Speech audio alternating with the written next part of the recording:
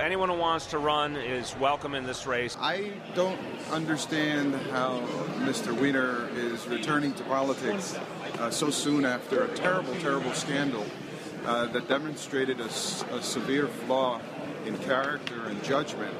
But, you know, what's great about America is that it's a free country, and anyone can present themselves to their community to purport to be their leader. That isn't up to me, whether he has the chance or not. It's up to the people of this city, and they're the ones who are going to make the determination, you know, whether the ideas he puts forward, whether his vision for the future of the city resonates with them. It's not up to me, it's up to the people of the city. My only friendly advice would be to get rid of the camera phone and close that Twitter account. If he gets in, we look forward to competing against him. I mean, he's just... he's like the rest of the career politicians that I'm opposing.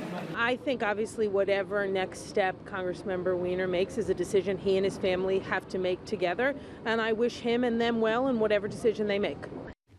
All right, a few of the mayoral hopefuls there sounding off on Anthony Weiner's public flirtation with the mayoral run here. With would-be rivals here, as you say, some mincing words, some saying what they think, some fighting back laughter. Now, a top aide to Democratic candidate Bill Thompson even welcomed Weiner into the race with this tweet: "Come on in, the water's fine." Now, the latest budge emerged, as many of you saw, the New York Times Magazine profile of the disgraced former congressman and his wife, Huma Abedin. The piece confirmed some of the rumors that we've heard and even reported on this program about Weiner's interest in the New York City's mayor's race. When asked if he really did put about $100 grand into a poll out there in the field, he said he did. And when asked about his political ambitions, he said, quote, "I don't have this burning, overriding desire to go out and run for office. It's not the single animating force in my life as it was for quite some time."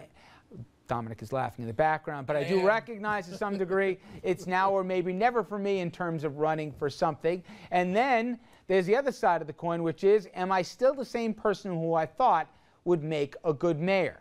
Now, Weiner candidacy would be complete with unending reminders of the twit pics and jokes about his ironic last name, headlines they practically write themselves. But is New York really ready for Mayor Weiner? Now, according to the polling and the research, the answer is a resounding maybe. People generally prepared to get over it, he said, but they don't know if they're prepared to vote for me. I'd be the underdog in any race I ran. All right. It was interesting. I heard the one thing he would do if he did run was he'd make it real hard for anybody to get to 40%. And then all bets are off in a runoff, because the one thing, whether you like, hate the guy, he is a good candidate. He's pretty good in the debates, and he would make things interesting. And oh, by the way, he's got $4 million.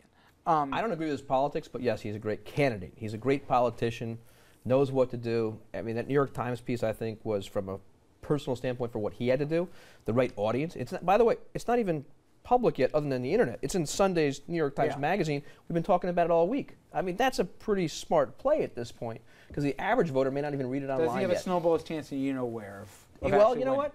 This is the first day of the Masters. Tiger Woods is the #1 golfer in the world. He's in the hunt for the Masters. Mark Sanford is very likely the next congressman from South Carolina. And Anthony Weiner, you know, it's all, if he's in it, he has a chance. If he's not in it, he has no chance. And if he's in a runoff, and if you look at the money and what's got to go on, if it's him and Quinn or him and Thompson or him and de Blasio, sure. There's no way Anthony Weiner is going to win the Masters. I'm just going to go out on that limb. That's true. He missed the first tee time today, so that's correct. You know, Richard, the one in trouble with all of this, the reason why Bill Thompson is welcoming him in the race is because Thompson is the only one with a solid voting block behind him, which is African Americans. It's downhill. It hasn't been a good week for Christine Quinn, and it's going to continue to get worse for Christine Quinn. It's also not good for Bill de Blasio. They will divide this progressive block. Oh, by the way, you're talking to tomorrow. Right, and we're talking to de Blasio tomorrow. It's going to be very interesting. Don't count Weiner out. Don't count him out. Dominic, Lou is advertising on black radio stations in New York City right now. He's trying to go after Thompson's base. Lou is smoking. Let's not even go there. Well, Richard, I have one question. Is there any element in that interview that we just were talking about that's going to run Sunday, Huma Abedin, who comes across as, you know, the better candidate of the two, frankly, in the marriage. But anyway, she says that Hillary and the Clintons were a major source of support for her, et cetera. And there's no question about how close that they still are. Do you think there's any way that the Clintons spend any capital here to try and help? Doesn't matter, because it won't help him or it won't hurt him. You don't think so? What he needs to establish is that he... You just totally disregarded that question. Right there. You don't think the Clintons have any value at all? Not the first time. No, or the last time.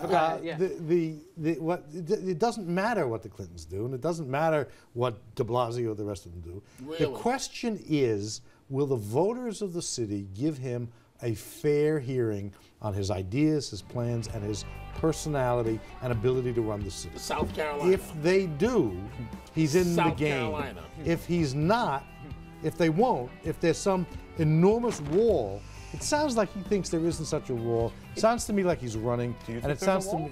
I tend to think there is not. I tend to think people will agree. That's especially true because although Christine Quinn has moved rapidly to be head of the pack, there's no one in this race who's running away with the race. If there was ever a race to who could decide the question they want to answer and answer whatever they feel like answering, Richard Brodsky would win the gold medal in every single Olympic that there is. Disregards it all. And you press him to answer our question. You're like, I don't even acknowledge it, and you just move ahead here. But you mentioned the poll that Weiner did. There's only one person or one group of people that really know his path to a Democratic primary victory. And that's the $100,000 he spent, which I'm sure for that pricing, it was a poll in the general, a poll in the primary, and a focus group. All right. I mentioned the medal, the gold medal that I was joking with Richard about. When we come back, we're talking about the most serious medal that we award in this country, the Medal of Honor, and it was awarded today to a man who never fired a single shot. We'll have this amazing story of bravery when we come back.